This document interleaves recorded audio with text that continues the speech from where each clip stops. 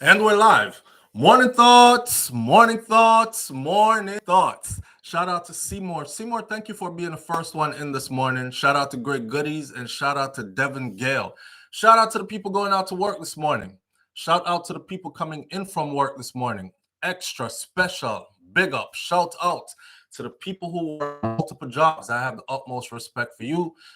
My entrepreneurs, my stay-at-home moms and pops, my retirees. Shout out to the drivers, the Uber driver, the Lyft driver, truck driver, taxi driver, food delivery drivers, round town and long distance truck drivers. Shout out to law enforcement personnel. Shout out to the medical field personnel. Shout out to all military personnel. Shout out to every single clean-hearted, good-hearted person who wants good for others as much as you want good for yourself. You're a good person.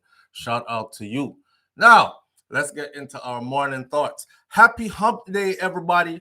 It really feels like there's a hump that we need to get over. You ever have one of those mornings where you just wake up and you feel like you can't go? That's me this morning. I woke up and I felt like I just couldn't do it. Missed the gym. I slapped the daylights out the out the alarm this morning. Set my alarm. I was ambitious and set my alarm for 2 a.m. I normally wake up at 2 a.m., but I went to bed like after 10 last night, so couldn't, and I did it the night before and the night before and the night before. So it weighs in. Sooner or later, you just get tired, and me tired. Feel like me, I have body come down. I mean, I don't have no body come down neither, so I have to take care of myself, and rest is very important, right? Right. But it's Wednesday, and it feels like it. So I'm saying happy hump day. Let's get each other over this hump so we can move on to the weekend. The weekend ain't far away once you get past Wednesday, right? Because then you have Thursday and then boom, it's the weekend. Here we are this morning. Shout out to Karen Notice, Donna Davis, Stash, Kai Tai Jai, Empress is in the building this morning. David Jervis says, morning fam, happy hump day, y'all. And Reggae Girl Bento is in the building. Vicky Victory is here this morning as well. Thank you for being here. Stella Gray Passmore. Prellis123, big up and thank you for joining us this morning. Lady J, Miss Goldie Robinson, Julie Tapper is in the building this morning. Thank you for being here. Sara Cayente, Sharon Spence is in the building this morning. King Biggs, morning fam. Rasta Caribbean with us this morning as well. Rasta Caribbean, thank you for joining us. Onika St. John Jones is here. Wade Nathan is here. Brummel Wright's in the building this morning. Marcia Walters is here. Devin Gale.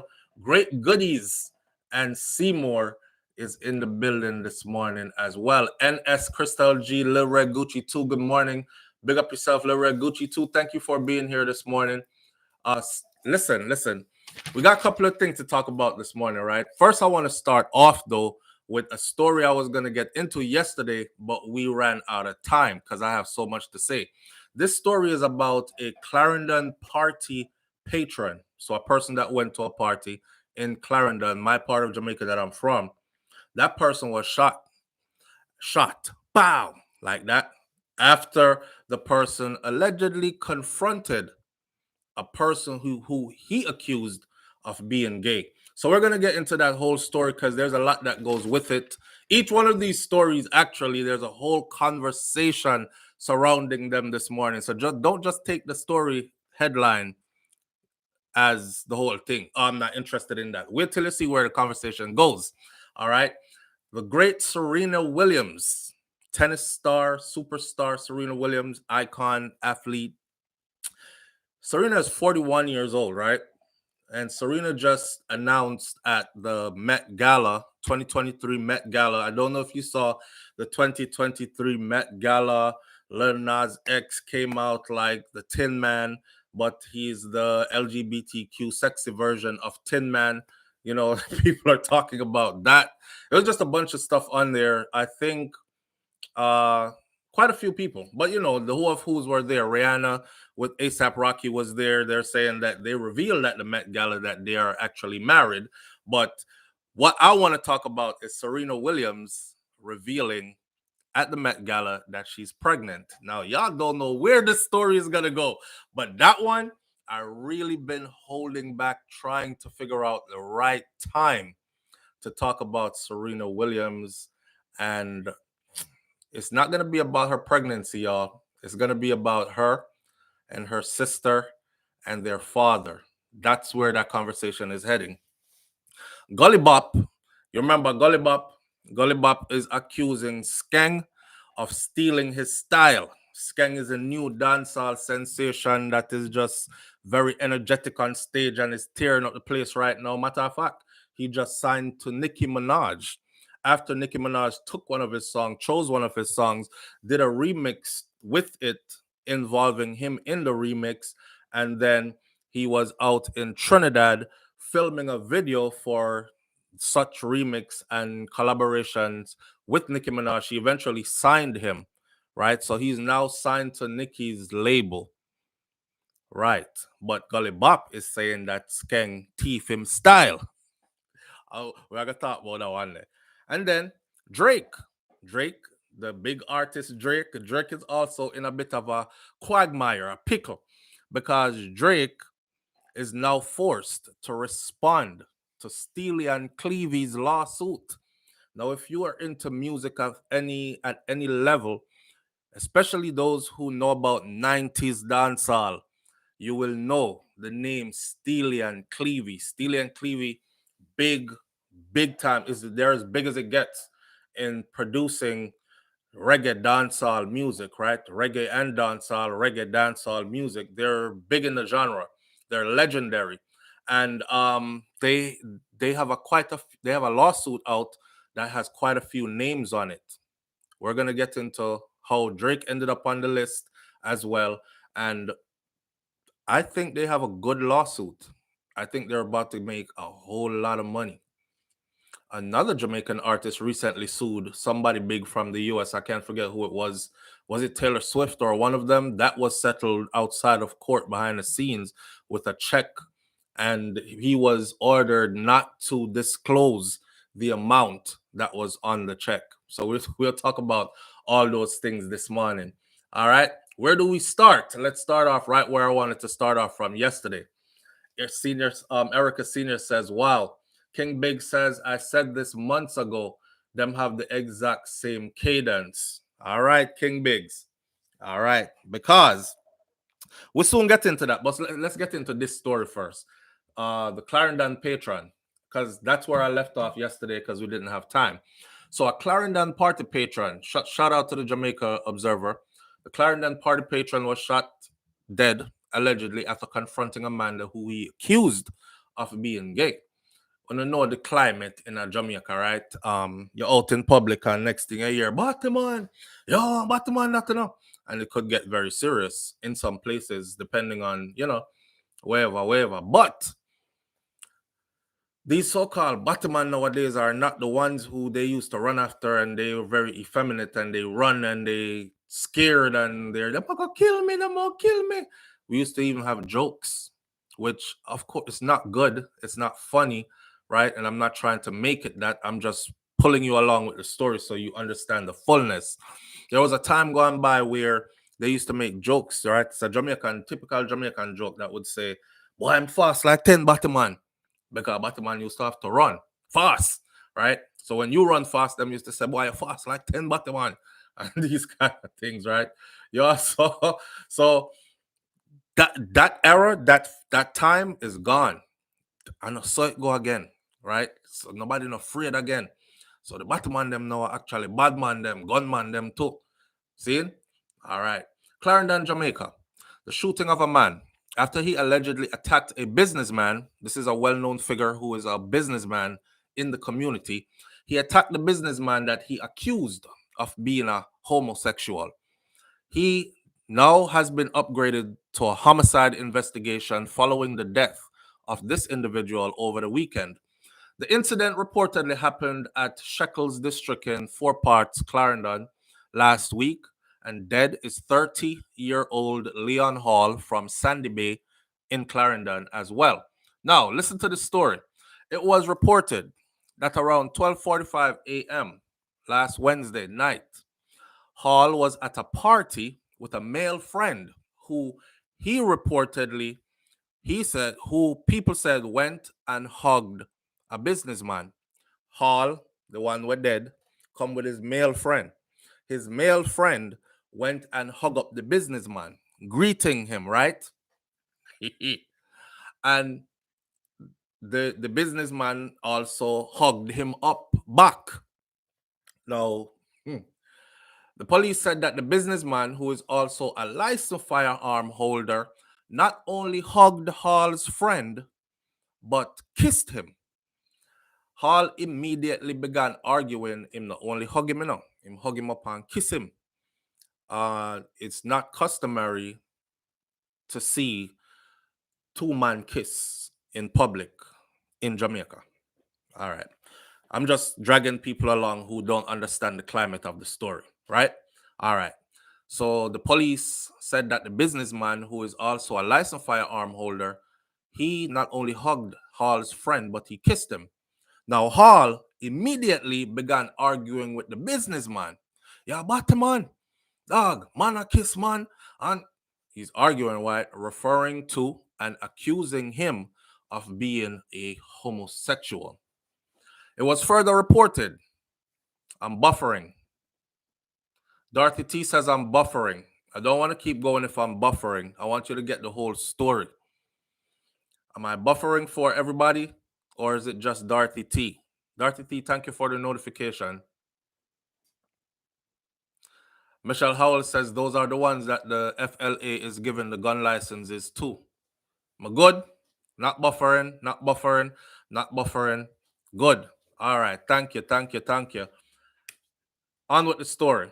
Listen, it was further reported that Hall, after accusing the man, yo, big bottom man, I kiss man, yo, dog, man, no kiss man, and right?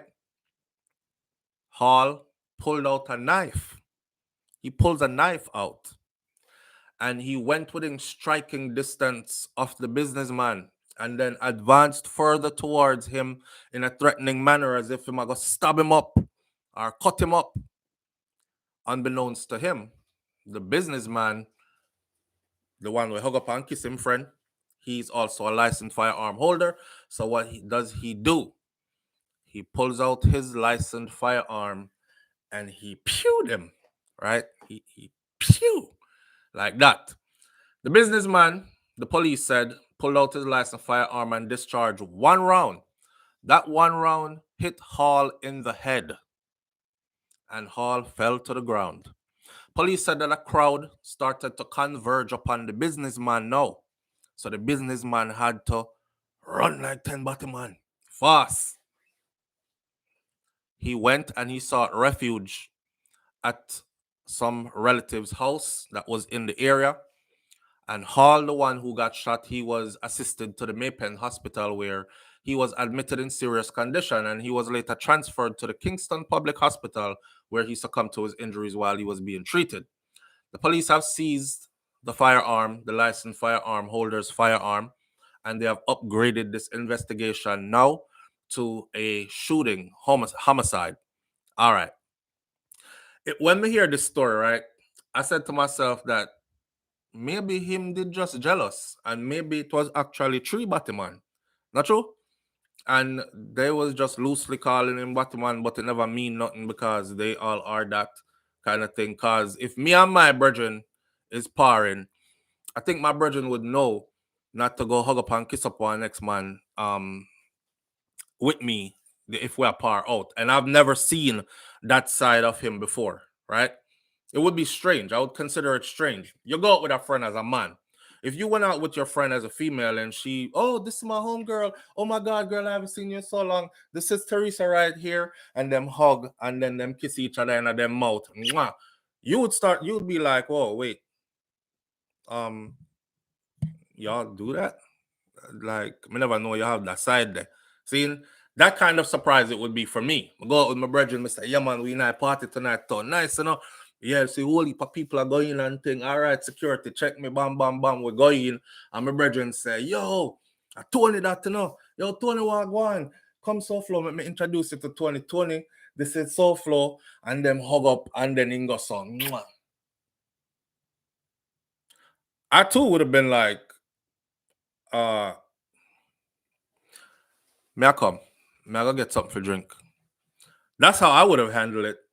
I wouldn't have pull out a knife and start say, yo, Batman, man, kiss man. And that sounds more like somebody fighting over their person. Not true? But the way how they reported it in Jamaica though is one's a businessman. These are just two platonic friends going out for a night, and this businessman who the one of the friend know hugs and kiss, and then the next one is flipping out. Batman, something not going around here. Yo boy, what the man me I cut you up. And also me not feel like I saw the story go at all. I don't feel like it's so. This look like a love triangle, right? This look this look like a LGBTQ love triangle. So that's what it looked like to me. I'm just saying. Because I know any straight guy go out, and if you go out with me as your virgin and you see SouFLo, say, yo, dog, this is so and so. Yeah. Yeah, this meet each other. Boom. And then we go hug up and kiss the man. You would look at me like, what? But I wouldn't pull out a knife. What I would do is I would say I was going for a drink. Like I said earlier, I'm going to use the bathroom real quick. Me soon come. And I would cut from the venue. And me and that virgin would have to have a discussion another time. Not right away. Right? So how him get so emotional, him want cut up a man. That sound like a man. Or him feel some type of way. Right? You're leaving me for somebody else. Yeah, cheat for me then, right? Jesus Christ. But anyhow, this goes further. So Examaica says argument and mostly over foolishness. This is the main reason that triggers behind much of the killings in this country. Why take it up on your head if a next man kiss your friend? If anything, it is your friend who you should be going crazy after. Now he attacked the man and him shot him dead. The next person said, police have since seized the licensed firearm and upgraded the investigation from a shooting to a homicide. If what I have read has any validity, then how can the above be so? I guess that the firearm holder should have laid down and let Hall do whatever he wanted to do with the knife to him and warn him that I have a gun, I have a gun. But I have lost all about the laws in Jamaica. It's all about not going to court to find the next Casey. I don't know what that means. If the 3 policemen last week were not convicted of murder, I can't see why this man will be given anything. He was under direct threat, and he would definitely have reasons to fear for his life. I wouldn't worry too much if I were him, right? I'm defending life, I'm defending himself. So what if the businessman kiss your male friend? Why would you want to attack him with a knife? It seems like the victim had some questions to answer. A pity that was the end of his life, so he won't be able to speak out. This sound like me to kill wifey. Cause for them wifey, right? That sound like me to kill the main person and has now taken over. In that light, I want to say this. There's a lot of people that are still pushing the narrative that Jamaica is just such a homophobic place that it's intolerable for gay people to live. And it's not so anymore. I want to keep shedding this light that it's not so anymore. We're hurt in a lot of ways because of that stigma, by the way. But it's not so anymore. Zane, for one, they can defend themselves more than defend themselves now. I think Ashabada me did hear talk about it one time, and then I heard people saying like, yo, you say Ashabada them?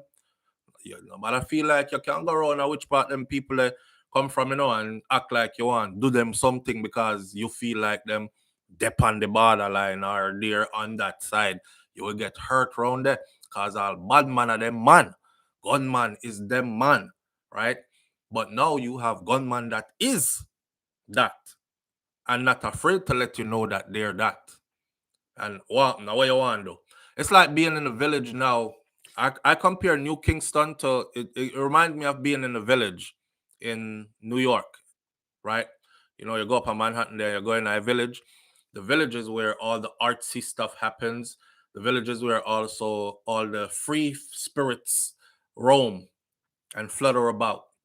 So it's not hard to go up to the village and you'll see a man dressed very weird, not just like a woman, but weird as in weird things hanging off them. It's not something you see in any other parts, any boroughs. You won't see it in Brooklyn for sure. So, or if you see it in Brooklyn, they're fastly heading up to the village or something like that. So so that's how Jamaica is now. Did y'all see the 2023 carnival? I mentioned this lightly before, but I didn't really get into it. The 2023 carnival in Jamaica, the pictures, not the pictures, the videos that I saw coming out of Jamaica for the carnival, I was like this because it was very different. It showed me that Jamaica is at a different place when it comes to this. See, it's one thing to be able to be like, "Hey, I'm gay," and people be like, "Okay, so what?" It's another thing when you see like a whole group of effeminate men that are dressed, waving their flags, dressed in a body rider, and G-string out in public, and these things. And they're dancing on their head top, and they're winding up. And I said it in another video. There was a tree there in one of the picture that the video them, and the tree was being assaulted. I felt like the tree needed security because they were doing all kinds of acrobatics on the tree. Me say one run and boom, flick, jump on him head top, split crutches up in, and next one I whine off a one limb on the tree. And these are men in thongs and battle riders, and that's like unseen, unheard of, right? So times have really, really changed. So for the people who keep pushing this narrative that Jamaica has this big homophobic place and you get killed, I don't know so much about all that no more. Even our culture speaks of it, like our artists. Anybody in Jamaica who wants to feel like they, yo, me, I dress in a brands, I can afford names, I have money. And when them I try prove status, even though we know that, mostly broke people do them something there, but when them I try prove status, when they're trying to prove status, what they normally do is they dress a certain way, right? Look at the fashion that creeped into Jamaica and is now stable place. Me and wifey, I watched a movie last night from Mr. Brown Films. Big up to Mr. Brown, man. That's a whole another thing we need to talk about. The film industry in Jamaica. But shout out to Mr. Brown. Thanks to the subscriber for putting me on to Mr. Brown when I told them about Orville Expressions. They said, yes, SouFLo, but go check out Mr. Brown too. And y'all go check out Mr. Brown films on YouTube. Whole heap a good movie, well structured, well put together, and they just keep getting better and better. Now him have like super equipment and super editing and stuff, so it's really good. Just check that out. But anyhow, when people want to feel a certain way, like them rich, them reach, they go for certain brands. Even our artists sing about it. But Jamaica has a hypocritical kind of thing when it comes to that, because they will curse you and call you Batman while they're dressed from head to toe in Batman gear, right? And not only that, they'll spray on some Batman perfume and cologne and stuff upon them. So I'm wondering to myself, like, they themselves didn't even see us making the transition, but we were. One time gone. Understand what I'm saying and walk with me. One time gone, if you wore a shirt and them say, yo, the Batman make that shirt, take off Batman clothes, dog. You can't put on them people that clothes, brother, unless that you try to. And you have to take that shirt there off, and you're like, or they would be like, I'm not wearing that because a Batman make that. Batman clothes them there. Those days are gone. It's no longer okay to call Jamaica homophobic because it's not. It's homo-friendly. Jamaica has gone from homophobic to homo-friendly. Yes, I'm saying it. Let me say it one more time. Jamaica has gone from homophobic to homo-friendly. Almost all the women them in Jamaica will co-sign you right away if you're gay. Nice, see? Yeah, man, I'm a good friend, man. I'm a good up friend. You're one of the girls immediately. Most of them have a homo friend that they'll defend, right? Both online and in person. And for a long time, it crept in many ways. Clothing, cologne, all these things. See? Mannerisms and all that, music and entertainment. For those of you who are saying, yo, me not in none of them something there, me not even wear none of the clothes when them people them make and all this. Shout out to all our artists, because at one point, all of them big up Versace. and they would wear it. Shoes, the palm of Versace shoes, the palm of Versace socks, Versace down to my ankle. Them look palm of Versace shirt, my Versace. So we went from me couldn't wear nothing with them people that make to dressed head to toe in it. I have a few more for you in case you want to know. So if you're into Marc Jacobs, yeah, you're supportive, right? You can't call me homophobic when I support you and make you rich. And they do. They support them and make them wealthy. Marc Jacobs is your thing. Christian Dior is your thing. Cristobal Balenciaga is your thing. Me have a listener. Versace, I just mentioned, paved the way, by the way. Remember the story of Versace and Andre Cunanan? Yeah, or go look it up if you don't know it. Domenico Dolce and Stefano Gabbana. Dolce and Gabbana? Yeah, okay.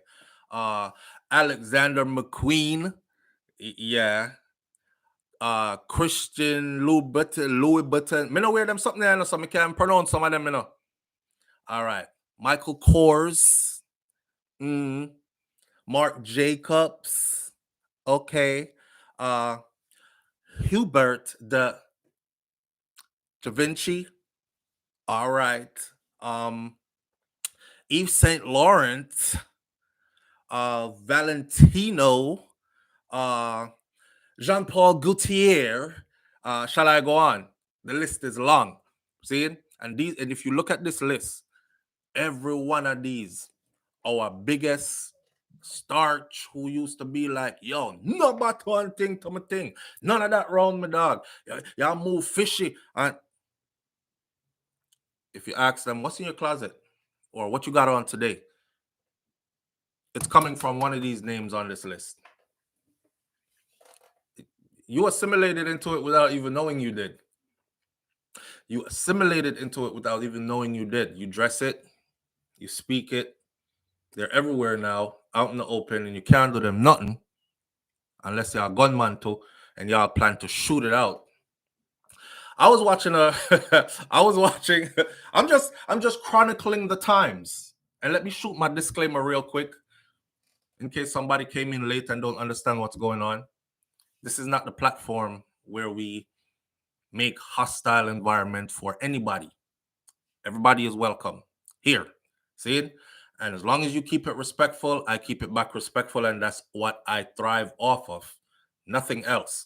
I don't give two damns about what you do with that part of your life. It means nothing to me, and I'm not bothered at all by it. If we're ever working together, the goal is to accomplish the mission. That's it. And I can work with anybody. See? That's my disclaimer.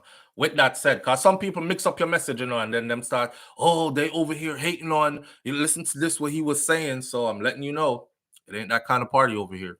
There's no bashing. There's no disrespecting. None of that. I don't tolerate it, and I don't do it, and I don't encourage it. All right. But with that said, I'm chronicling the times. I'm trying to show you how we went from, because I lived through it, how we went from this happening to now this that is the norm. It is so much the norm that we don't even speak about it no more. Remember when Jamaican man start wear tight pants, When I came back from England, they were wearing straight jeans. Straight jeans did I run England at the time. Yeah, right? It was straight jeans and trainers. And when I came back, they were still in the baggy jeans phase. You know, the hip hop era, everybody that dressed in a baggy clothes. And I watched the transition to where if you kept on baggy clothes, they would be like, oh, you so outdated. What you did there? You did lock up a prisoner or something? You did go, because you come back in a wrong era. Dog, we change up the thing. We're just different now.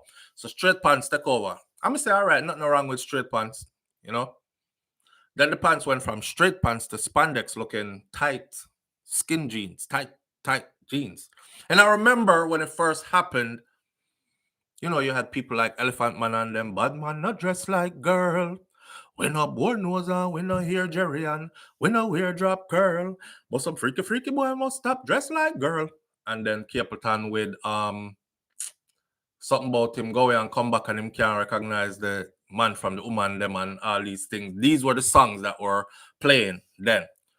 And then, you know, they had this period where Scottish clothing actually crept in. The kilt. And then it went from the kilt to man wear pants with a skirt attached. And then it went from, like, they went all in and didn't even realize that they went all in. Right? King Big said, brother, me I go to high school in them days, always say, yeah, the clothes too tight. Yeah, when the Jamaicans started wearing, men started wearing tight clothes, the women used to complain. Everybody used to complain. Everybody used to say, oh, I go around and say, yo, oh, your pants are tight. Me can't wear my pants so tight because I have to carry my wallet in my back pocket, my gun there somewhere upon me. I can't wear my pants so tight like that because I can't dress like on the but the man them and the woman them start wearing the same clothes. I remember that was the talk, that the men and the women started wearing the same clothes.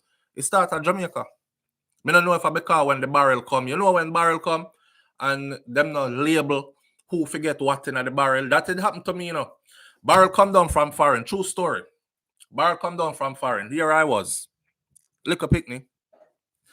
Mummy them never label anything in the barrel, but everybody wants something out of the barrel. You know, when you come from country and you know, I know say you never have much, but you love foreign things because them are gear, you feel love foreign things. But people them they are foreign and them are sending in barrel. So the barrel come. When barrel come, my grandmother used to share up food. Mommy send on like couple 20-pound bag of rice. Grandma bust them bag there, pour out some in our next plastic scandal bag. Now we know it to be probably about a little 3-4 pound of rice out of a 20-pound bag. Can't just go give me so and so down there. So can't just go give me so and so barrel a share up. Everybody wants something out of the barrel. Even your neighbor them want something out of the barrel because they see the barrel being delivered. Rough, then get barrel from foreign, 2 barrel too, you know. Boy, me I go over there go say what Mas Clevia and Miss Ruby say me can get something out of them barrel. They say me can suck off a thing. All right, barrel come. Nothing labeled in the barrel. There were these outfits. And the outfit them was long sleeve and long pants. But they were tight fitting. And they had a unicorn pony on one of them. And what the hell it was back in the day there? Care Bears, I think, on the other one with bursting, exploding rainbows and stuff. So me and my little brother now, we look through the barrel and we was like, no, we can't find nothing. We see food and all that. All the girls in the house get clothes, shoes, hair this, that and the other. We are 2 little boy them, we not get nothing. I said, no, sir. I think those outfits right there, because my grandparents, they were Christian to the point where the girls in the house weren't allowed to wear pants. Right. Them had to wear dress or skirt, and them skirt did long and these things. So when we say pants outfit, we have said that has to be ours, because who else them all send them for? The girls can't wear. So we take the me and my brother, you know, we take them and we dress them up and we gone out a road. We dress up in them and we gone out a road. We weren't allowed to roam too far, but we are big. And we roam go we are down at the end there, so where everybody in our community could have see we when we are passing. So we're dressed out there in our unicorn exploding rainbows and Care Bears. And then when you turn around now, me see whole I man brief and I'm something because it was actually see-through too.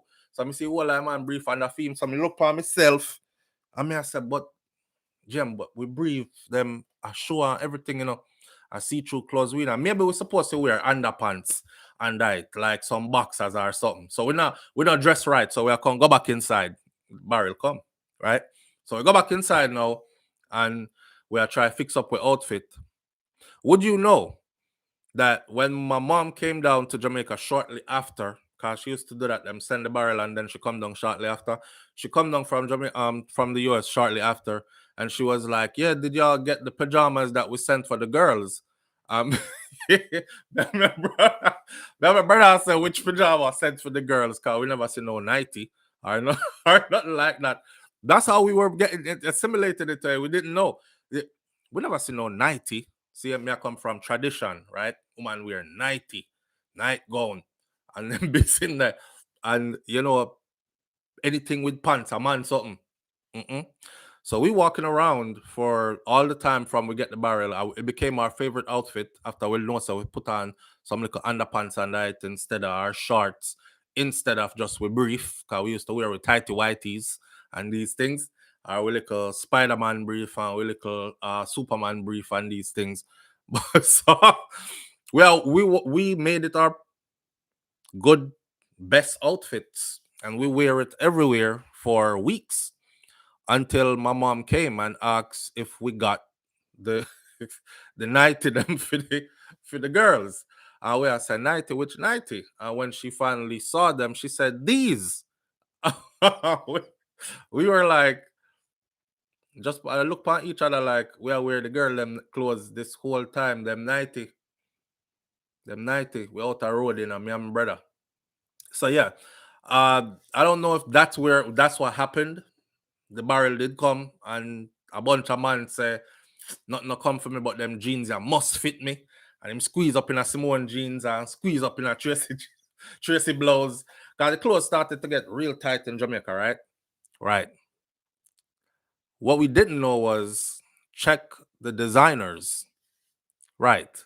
And now when we're checking the designers, we're getting the names. And we're now, as adults, getting the backgrounds of these designers and stuff. So it's in our culture.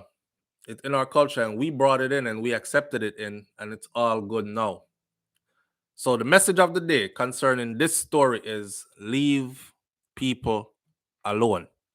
If this story is not the way how they said it went, because I don't think it is.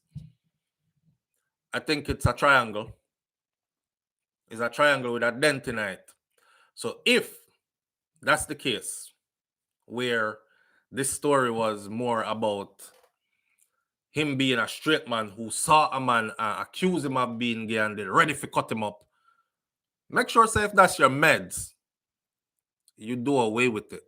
Because you can lose your life today. Batman don't run like 10 Batman no more. Right? And bust gunshot. I'm just delivering the warning. All right? In other words, then leave people alone, friend, because you're going to mash up your whole life and I'm not afraid to mash you up. In closing that segment, though, and going on to my next topic, I would like to say I was watching a movie, and in the movie, the person that ran the prison was a Batman. He wasn't the leader of the prison. He was the girlfriend to the leader of the prison. And I remember, well, there's a part in the movie was pretty gruesome. Kyle can't really fight. And him fight like, him not afraid to get bloody kind of fight. Right? Him never big and strong or nothing. Him the maga and tall. And a next man in the movie did I say, nigga, my girl can't take no dick. I don't know how your bony ass and you enjoy that shit. My doodle come out hurting. And you enjoy all that? That's pain. And the next one said, never mess with somebody who can take them the kind of pain there and then enjoy it.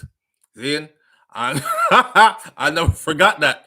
And I was like, Ross, this makes sense. This makes sense. Because you're ready for fight, but you ain't ready to take certain kinds of pains. See? Enough people stop fight, watch them get a good thump on them. Oh, my eye. Them forget to them for fight. You have other people who will fight bloody. I don't care if you cut them up, them I cut your back too. Cut me again, I cut your back too. I've seen men fight in Jamaica with 2 machete. A man take chop and hand hanging and a chop back with the next hand. You're not ready to go through all that. So leave the people alone. All right? Go see how you feel. Lord, sir. Anyhow, moving right along into the next story. The next story I gonna get kind of deep. Yeah, them say anybody who's willing to take that kind of pain, just leave them alone and enjoy it too. Just leave them alone. You ever bung up on your strain feet come out? Eh? And all around that I feel like it's a tear on here. I know I need some fiber, more fiber in my diet. No, come out. Boy, I'm gonna drink some Cersei. You ever get one of them there? Eh? You see how that painful? So you can imagine somebody enjoy the opposite direction and it's what you enjoy. Fling it back and no, sir. Me leave you alone. We don't want to fight. I have no fight to fight with you, my friend. I respect you. Do you think? Yeah. On to the next story. Thinking man says, as long as it's not my wife or child you're going to kiss in an intimate fashion, then you and I will have no quarrels whatsoever. If you left me tea, babe? Thank you. I would tell you to come let them see you. No. Shavan panty. People panty. One little piece of panty. I sit down pan one cock off batty. So I was telling babe this morning, I said, me put my glasses up high power something this morning and tell her, I said, babe, get my glasses for me. And I know so she can't reach it. But she come in here and I look up panty and I want to see her like reach up high to get the glasses off of the something. And she was trying to get it and I was enjoying the view. So when she was done, I was telling her, so around that so look like a whole movie around there, like season 1, episode 4. That thing is just dinging. But anyway, back to what I said now. On we move. Serena Williams, 41 years old and breathing. She's 41. She's pregnant. Congratulations to Serena and her husband. Let me pull up something real quick. The Met Gala.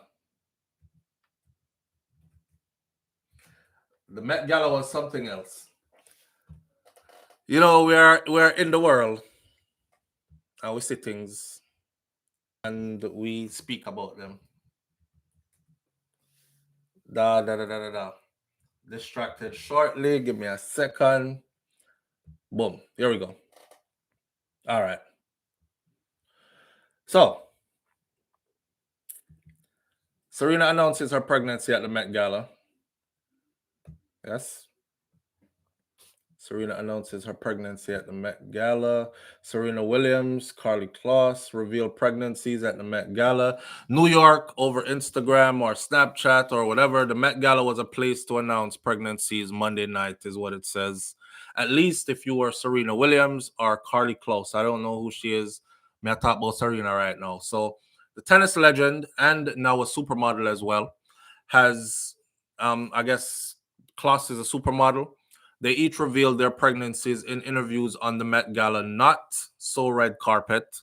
Williams announced her announcement had particular poignance, given that she stepped away from tennis last year, saying that she had to step away from tennis in order to have the second child, in order to build her family, because this is what she wants to do, right?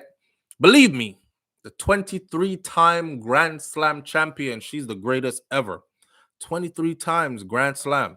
The 23-time Grand Slam champion, she wrote in an August essay for Vogue magazine. She says, I never wanted to have to choose between tennis and a family. I don't think it's fair. If I were a guy, I wouldn't be writing this because I would be out there playing and winning while my wife would be doing the physical labor of expanding the family. But it is what it is. So Williams was also afforded more agency in announcing her pregnancy this time around, sharing the news alongside her husband, Alex Ohanian, in an interview with Vogue live stream hosted by Lala Anthony. The first time around, Williams publicly posted pictures of her profiles on Snapchat and chat and everything. This time, she's 41 years old. And she said that this time she wanted to focus more on other things, her business interests, not put her pregnancy out there like that. So she's 41, she's pregnant. And this is where my argument is going this morning, or my conversation. I want you, because I didn't do the icon for the video this morning, and because I didn't do the icon for the video this morning, I can't tell you, so go look at the icon. All right. Serena Williams. Do you know the Serena Williams and Venus story? I've been waiting a long time to do this one. Do you know the Serena Williams and Venus story?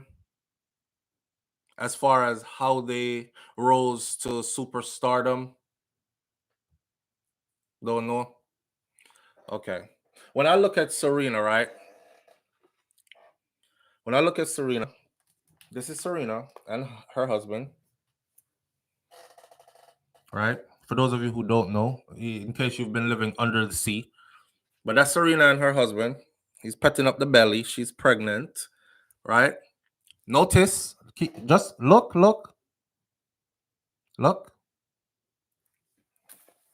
All right. This is Serena's sister, Venus, and her man. You walking with me yet? Okay. So here's a guy that came out of gang infested, high murder rate area, drug infested. You know, he came up out the squalors. He's a true representation of a king and a black king. Someone who had his children, right?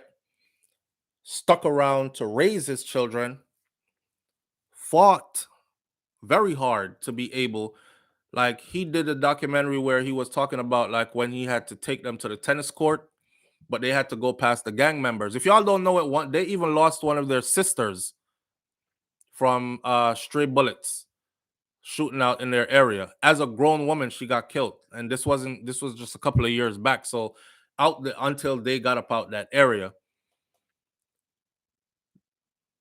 gang members used to make fun of this guy.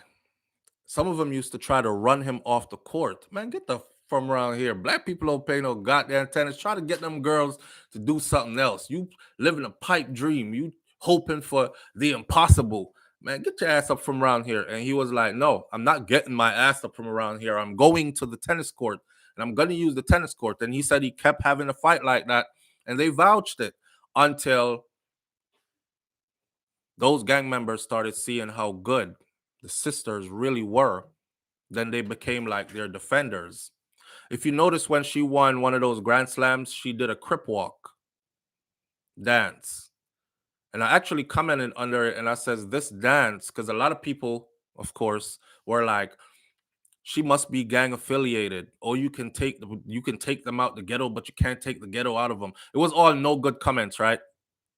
And I commented on that back then, and I think it's still out there. And I said, that dance says I come from certain environment, but I am not that environment or that picture that you're trying to paint of me. And this was after she won the Grand Slam. Look at where I'm at today and look at what I've accomplished today. And I still know where I came from. That's what it signified to me, right? Their father was responsible for instilling all these thoughts, empowering thoughts, the way they see themselves, and all that. People would laugh at them when they went to the tennis clubhouses and when they went to the places where, you know, it was all about money and there were ritzy people there and they were the only fly in the buttermilk. People would laugh at them. Daddy had to stay there. Daddy was fighting and he fought all the way until they became superstars. Where in that, how come they ended up with? That's Serena. I mean, this is Venus. Venus is 42. Serena is 41. They're only a year apart. Blood sisters, same mom, same dad. That's the older one. That's Venus. And then, of course, you see who Serena is and who Serena is with, right? Where's the honor for their dad? Where's the honor for their dad? Now, I'm not saying there's anything wrong with her being with a white man if that's what she chooses, but it kind of looks funny to me that both sisters chose the same type. Not one of them said, you know, I want a man like my daddy. Yeah. I want a strong black king like my daddy. None of them said that. None of them said that. And these are his two kids. Out of all of them, none of them said that. They both went for, and they only go for, not Serena so much, because Serena went for brothers before, but the type of brothers she went for before were brothers who everybody knew was not that type to settle down and love you for life and wife you kind of thing. Everybody knew it. But those are who she went for, and that didn't work out. So she went straight to a white man and she started a family with him. And now she's 41 and pregnant on their second child, right? He has money, but she has way more money and way more clout. Now, more power to them. I'm just wondering the dynamics of how they came up, who sacrificed so much for them, and how come they both chose. Because Venus, if you look at Venus's dating history, Venus don't do black guys, period. Right? Serena used to, but Venus does not do black guys, period. Venus dates white men only. Don't believe me? Just Google Venus Williams and dating history. They're people in the public eye. And when you're in the public eye,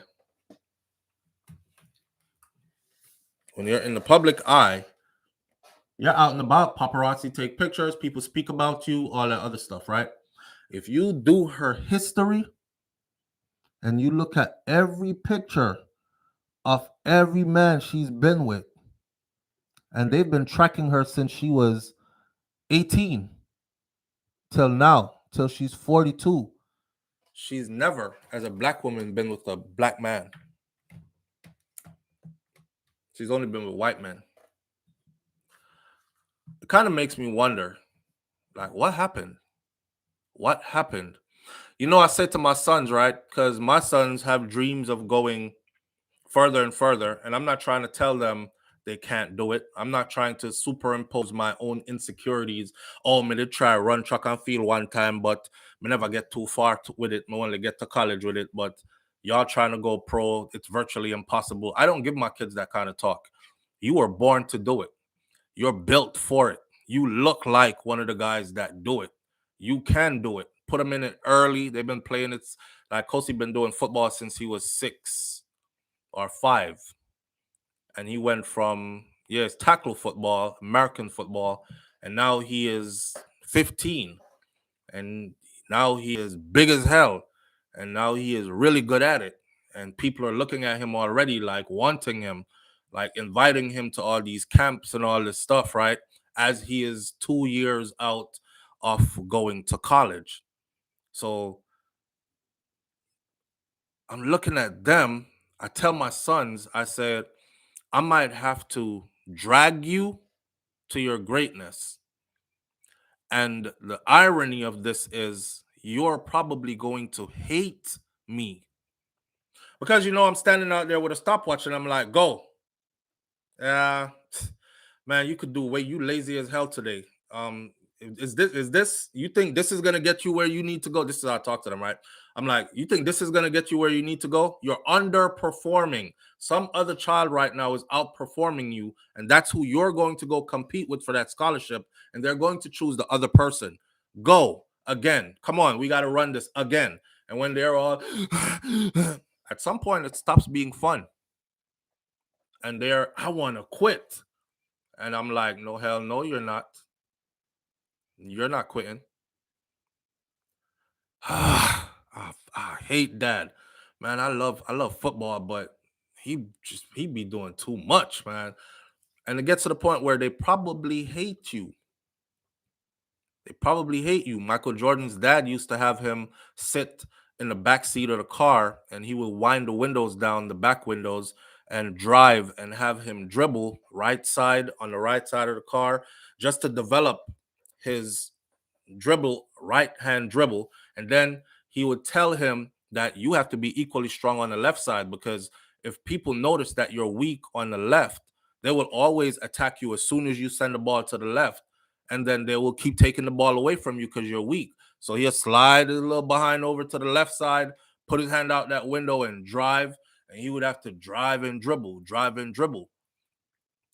Dwayne Wade, same thing. Dwayne Wade's dad, when he went to go live with his dad, because his mama got issues, right? So when he went to go live with his dad was too busy. His dad said, you either find a job or this basketball stuff that you say you want to do, you do that and you do it to the fullest. Dwayne said he was slacking off. He was doing his thing. I don't like Gabriel Union, by the way, but that's a whole other video. But Dwayne Wade, I've been following for years. Don't like who he is becoming now either, but that's a whole other video. But anyhow, it's their journey and their life, right? So maybe don't like is a strong word. But anyhow, he said his dad would leave him on that court. And his dad would leave him there till late night and leave him there all day. And he didn't have any choice but to start shooting baskets. And with so much hours go by, he would just shoot baskets, shoot baskets, shoot baskets till he got really good at shooting the baskets. It wasn't because he really wanted to be out on the court. It was because he would really rather have been home. But his dad would leave him there. So you don't have a choice. You can't say, I'm sitting in my room. No, you're going to the court. You either play or you stay there. Just don't do nothing till I get back. Be bored. And he was like, I don't want to be bored. You know, and I love ball, so I played. And when everybody else was going home, I was still there by myself because he left me out there that late, wouldn't come pick me up. And I was angry sometimes, but now I realize it gave me more time to sharpen my skills in my game. Took Michael Jordan to being the greatest basketball player that ever lived. Hated his father for that. Took Dwayne Wade to being who he is. Hated his daddy for that. I'm thinking, even Tiger Woods hated his dad for what he did to him with golf because he started Tiger as his own little prodigy. And at some point, it wasn't fun anymore. But he was like, F you not having fun. I'm dragging you to your greatness. I know it's in you. Maybe that's what happened with their dad. Listen to me, y'all. I'm just trying to see how none of them said, I want a man like my daddy. Maybe he was too harsh and forceful, and he knew that's what it took to get them safely or as safe as he could. Because they were going to be going in an environment where people are going to be talking about them. He had to make them mentally strong. He had to consciously do this. And he spoke about it. Make them mentally strong to where the comments that they heard, the little nigga girls are here again, they would still be able to focus on their game and go out there and win instead of breaking down in a back room because she heard somebody call her the N-word in a whisper from a stall over, right? So he had to build them, put all the work in. And none of them grew up saying, I want a man like my daddy. Man, he was relentless about my success. Even when I gave up, he didn't give up. You know, he really dragged us here to our greatness. But I want a white man instead. I don't know. Isn't there something in it for y'all? And again, another disclaimer. I am racist in no way, shape, or form. I love all people. I love good people. If you don't like me, I don't like you. And if you like me, I like you. I'm that kind of person. I don't care about skin color. I don't care about whatever race or ethnicity or all the other words that they use. I care nothing about that. In this particular situation, it's unique.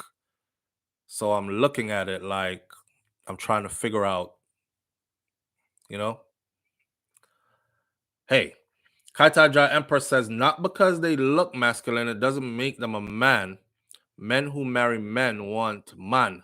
How is this conversation gone? Me there chat about something else. No joke. Kaita's embracing it long time. Rah, rah, rah. Okay, that's talking about the clothes changing and stuff. After I was asked, Michelle, you gay? So I said no. They said, so how come you're wearing that tie head? I nearly dropped down. You went out proudly in your rainbow tie head. Oh, MG, I didn't see this coming. Not the favorite outfits. I have to pull over the car, says King Biggs. All right, so let's go down here to these comments. If they were not famous, would they want her? Says Brahmo Wright. You're asking the right question, my sister. You're asking the absolutely right question. Now, you see, we would definitely go ahead and pick up a broke anything from anybody, any other. We don't care. And for a lot of us, we act like it's a prize. We have won something, right? Even when they're broke and dysfunctional, we don't see the dysfunctions and we parade proudly because they love me, kind of thing. It's like a badge of honor. But if it's the other way around, you picky as hell. You Nah, stomach too big. Nah, out of shape. Nah, he's not tall enough. Nah, this, that, and the other. And you picky, picky, picky. The question really is, though, for real. That's a real valid question. Would he have wanted her if she wasn't who she is? And the answer probably is no. No. First of all, their worlds wouldn't even have crossed. And if their worlds crossed, it probably wouldn't be in a manner in which he would find her attractive and go after her, per se. Right? If they were not famous, would they want her? And that goes for both of them, Serena and Venus. Vicky Victory says, "Good Serena, clap, clap, clap." Yeah, man, big up to Serena. Erica Senior says, "I don't think it's about their personality. She doesn't like how some black men behave in relationship. She doesn't like how some black men behave in relationship." That's a good way to put it. I think we don't like how some of everybody behaves in a relationship. Some people are highly dysfunctional and abusive and emotionless and all the stuff that's damaging to a relationship. But those people come in all races, comes in all ethnicities, right? As well as the ones who are loving and nurturing and kind and caring and respectful and all the good things of a relationship, those come in all races as well and all ethnicity as well. And I would even argue to say equally across the board. So just as much as you could roll the dice and go, I'm tired of black girls, let me go find a white girl. Because the last black girl I was with, she messed up my whole life. Let me go find a white girl. And you roll your dice and your dice roll wrong. And you get crosses in your life from a white girl. Tires cut up, window bust out. She's disrespectful to your whole family. This, that, and the other. She give you two jacket. You think them are yours. Oh, me two like a pretty mixed baby. And find out so they weren't yours. Is the milkman baby them. Like it could come in all sides. So I'm not to know about the argument there. I think it's a personal choice, especially if they've been tracking her dating history since 18 years old to 42 years old.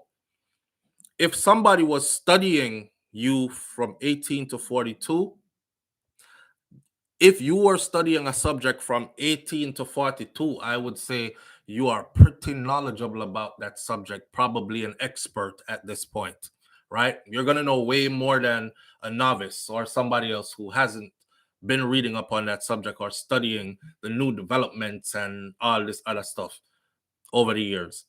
So they've tracked her from 18 to 42, and she's never been with black men. And she's a black woman.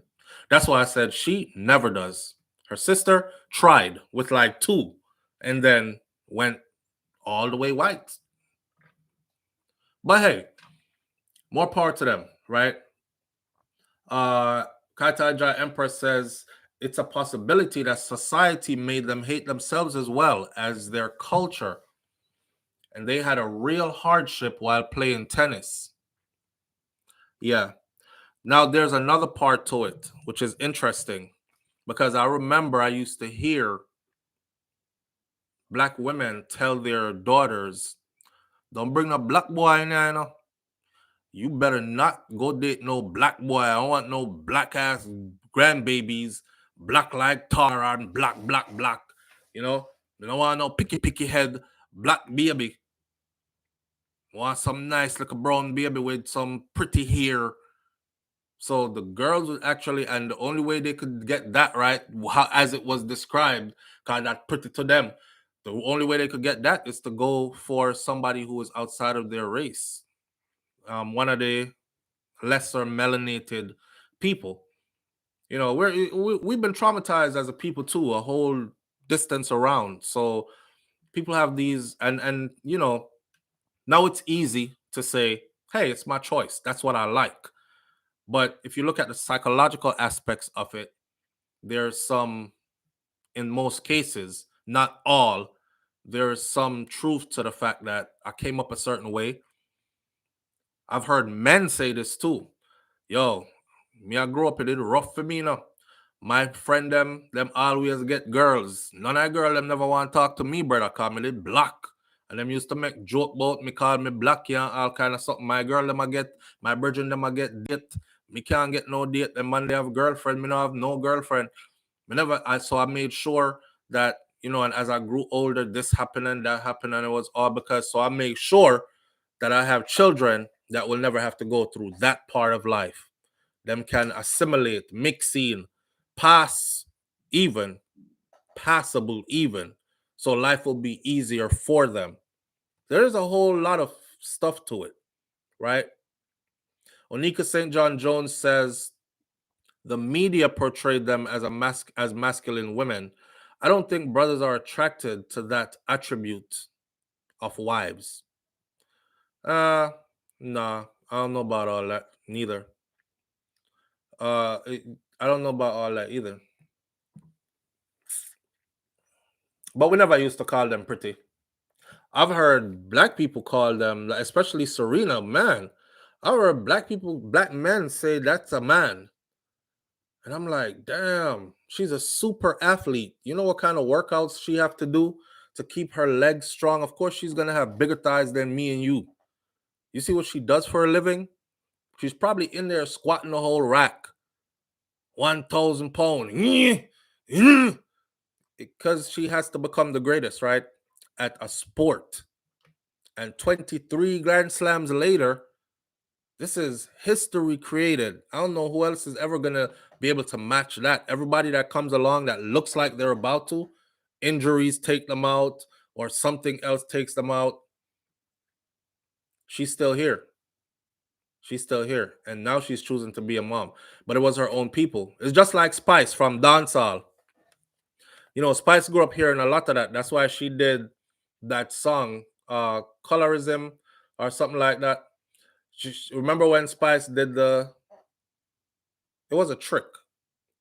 And everybody was like, oh, damn, she bleached herself. You should have seen the comments because there were a lot of her own people who were saying this.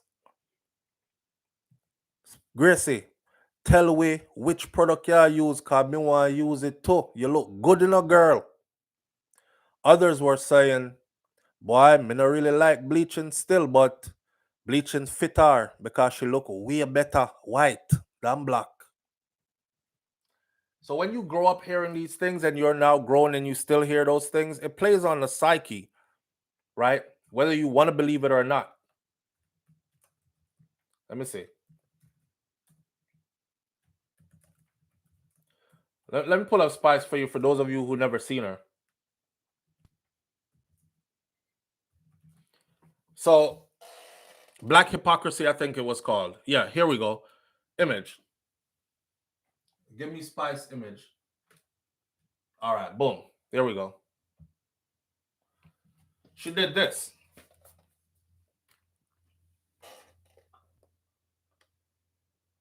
See it?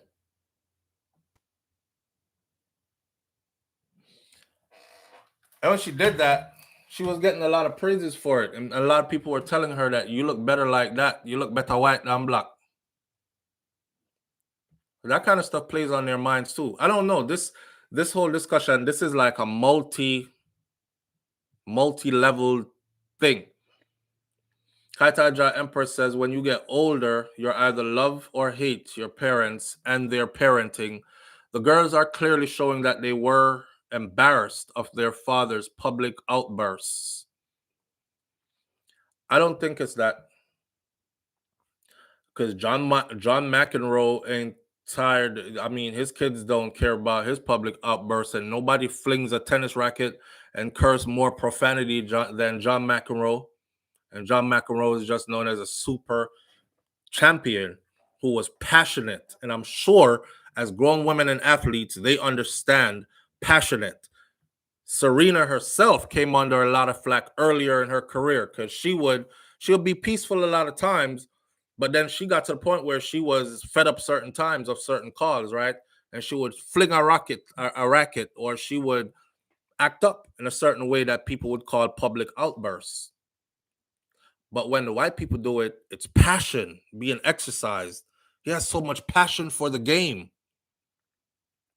But when they did it, it was this hooligan behavior must not be tolerated in the world of tennis. This is such a prestigious sport. You understand? So, yeah, their father was passionate, but he had to speak up on their behalf. And it was a lot of times when they were getting wronged. That man, he never came out and did no public outbursts about nothing that had to do with nothing. He always had a reason. That's what I'm saying. I've watched them over the years. He's always had a reason. He's always been their fighter. He's always been their fighter. He's always been that pit bull that was guarding them. And he could get real vicious real quick if you offended or did anything or said anything that could affect them negatively. That's who you would want in your life as a daddy. Karen Notice says, yes, I still only wear dresses and skirts, and people ask if I'm not cold, but I'm not cold. I only wear Uggs. Not because they look masculine, blah, blah, blah. Let me see this one. They didn't criticize John McEnroe. Do Richard was always criticized for his outbursts, and girls clearly looked embarrassed. Yeah. Well, embarrassed enough to feel like I need to marry and have children for a white man instead of a black man. It has to be more than that to it. Anyway, we are moving up to the top of the hour, so we're going to leave that alone. That was a deep one. Let's come back up out of the deep one and close that section by saying this. Love who loves you. Be with who makes you happy. No one is responsible for your happiness. You are. But certain people enhance your happiness, while certain people can make you feel like you're struggling to be happy, right? So be around who enhances your happiness. Be around who adores you, who appreciates you, who loves you. Not just say it, but they show it by doing it. There's a difference. Seeing? And sometimes you find that person, if you find that person and they're in a different, if I Chinese, if I white, if I black, I'm not sitting out here telling nobody, you only date your own kind. What if they've been trying and genuinely just can't find? Oh, you're making all the wrong choices. Well, here what? Life is short. Okay? Like, you don't control this time. Life is short. The clock is ticking. So, and I've seen this. I've seen people say this, and they're older, and they're on their way out, and they're still waiting for Mr. Right.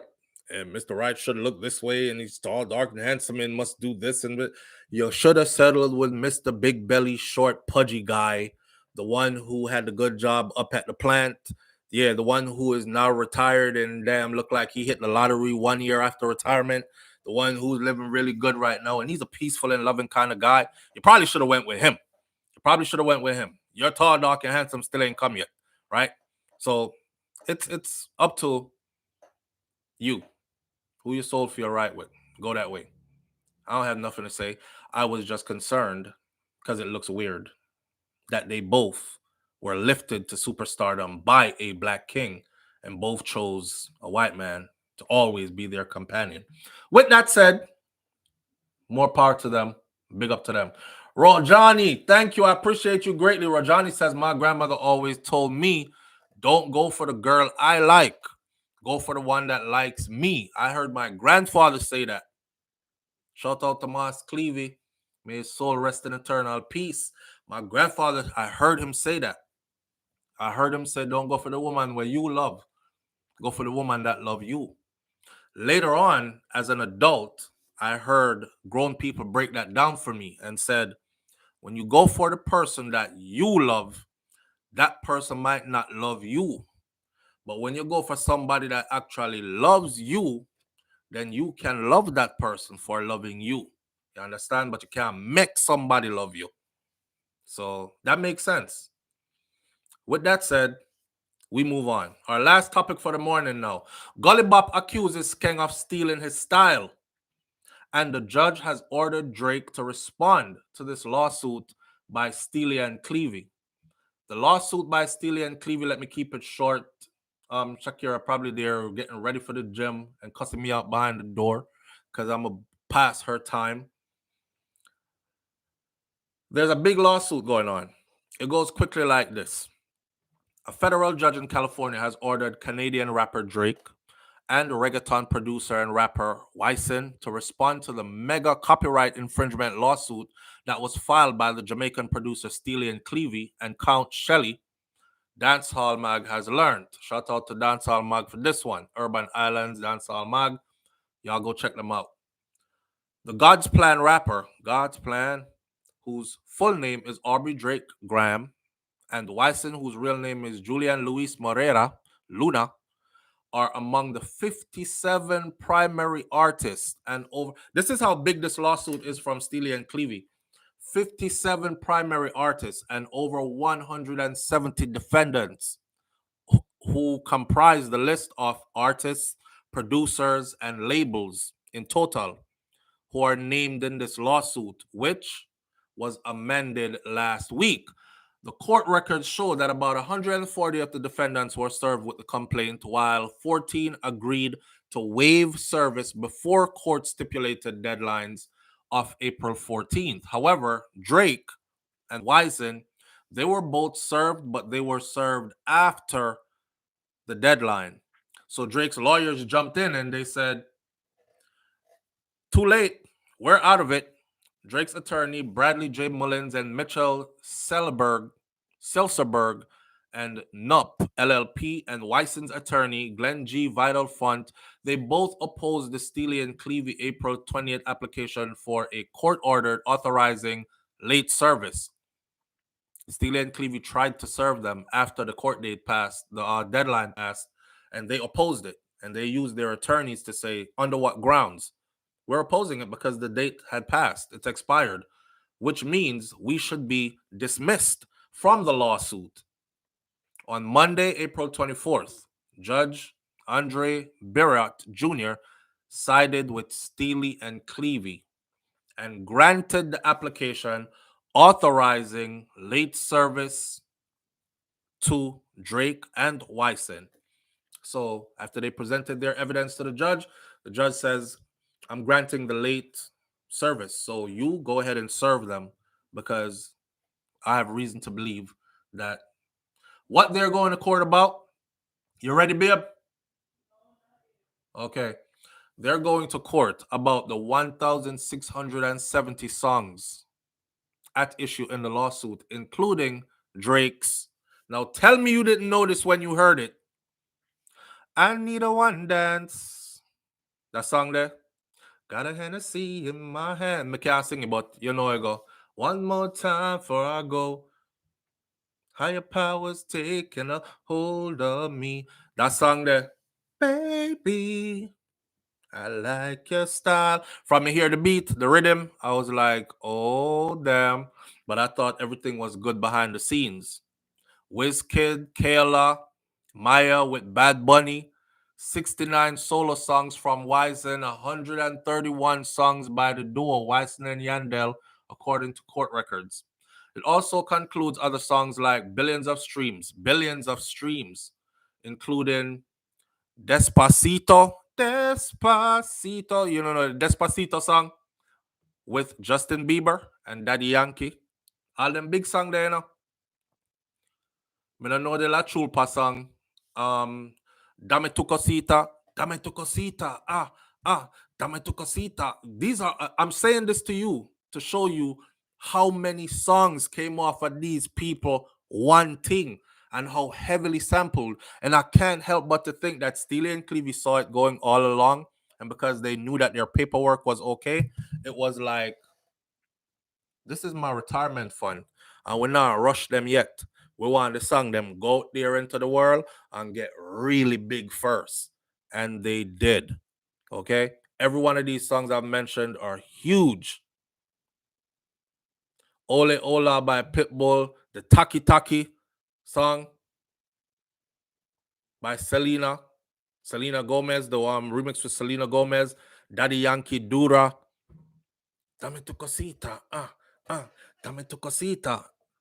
All these songs have billions in streams, billions, hundreds of billions in streams combined, and has generated hundreds of millions, if not billions of dollars over time. Now, Steely and Clevie complaint alleges that the songs infringed on dancehall drum pattern and composition from their 1989 rhythm that was titled Fish Market. Now, hear what? Back then, you can't say fish market. You can't say fish market today. I don't know that. Right. Dembow. It is known better as the Dembow rhythm because of Shabba Ranks, the great Shabba Ranks 1990 hit. Dembow, Dembow, Dembow, Dembow. Man on the table, me said that him. Yalla clean rifle, me said that shit. I wonder if they knew what he was singing. Dembow, Dembow, Dembow. Yalla on the table, me said that shit. Lipstick pan, who did that mean say about? Lipstick pan, who did that mean say about? Self-explanatory. But they weren't paying attention back then, so they make the song go through. The song became big, and the rhythm itself became known as the Dembow rhythm because of the song title Dembow from Shabba Ranks. But it was the same rhythm that was known as the Fish Market rhythm from Steely and Clevie's production. And it went on to become heavily sampled and big chunks of it used. Some people just used the rhythm outright and never even changed it. They just sped it up. So now the judge has said that Drake must answer to this. So he's a part of the lawsuit as well. Right? And Gully Bop now, the thing about Gully Bop accusing Skeng of stealing his style, Gully Bop is right. He's right. How should I say it? Maybe not all the time Skeng sound like him, but I've heard a couple of tracks but the one that sticks in my mind, the first time I heard it, I actually said it to wifey. I run over there. Babe, me never said to you. I ran over there and I said, yo, him sound like, babe, if you can't remember, just say, I don't remember, you know. But anyhow, he went over there and I went over there and I said, yo, him sound just like Gully Bop on this right here. So it's a song that Skeng did with the remix with Nicki Minaj called Me I remember it, man. The song is called Liquor Miss. Go listen to Liquor Miss because I don't want to play it here and get copyright infringed. But let me close out this video by saying this. You know when you get your one in your queue to go? I hate this. So when I'm closing out this by saying this, Skeng is doing what Gully Bop should have done. And Skeng is doing it in a much younger body and in a much more charismatic manner. It's not to put Gully Bop down. It's to say Gully Bop is a 60-year-old man now, right? Skeng is probably like 22, 23, somewhere in there. Young 20, full of energy, and he knows how to handle his business. Very reliable, show up on time, perform, not cuss out nobody, walk with him team of security, all these other things. So Gully Bop has to sit back now and say, him thief my style, you know. Him thief my style. But guess what? More people know him now than they know you. And you give up your chance. You throw away your chance. Oh, no, Gully Bop stay already. Suck your mother for everybody. I'm not afraid I'm a tail chat. So, well, if you as an adult are stuck in the mind frame that you will never change, then good luck to you. Because in order to grow, you must change. Our brother didn't get that one. With that said, I'll leave this one right here, and I'll catch you tomorrow morning, right here on Morning Thoughts, where we'll pick up where we left off at. Have a wonderful day. Big up on yourself, and I'll see y'all later. I'm out. Peace.